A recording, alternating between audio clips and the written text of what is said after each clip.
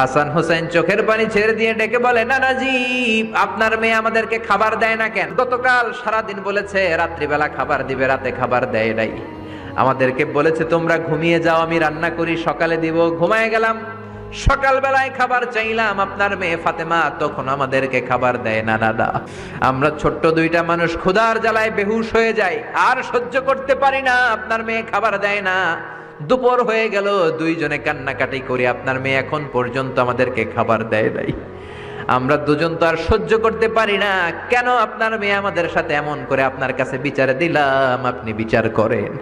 বিশ্বনবী আর কি বিচার করবেন? ডেকে বললেন, হাসান রে কাছে আয়।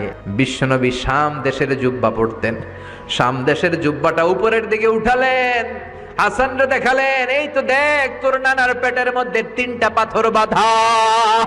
একদিন না খেয়ে থাকার কারণে তোদের পেটে এত জ্বালা, এত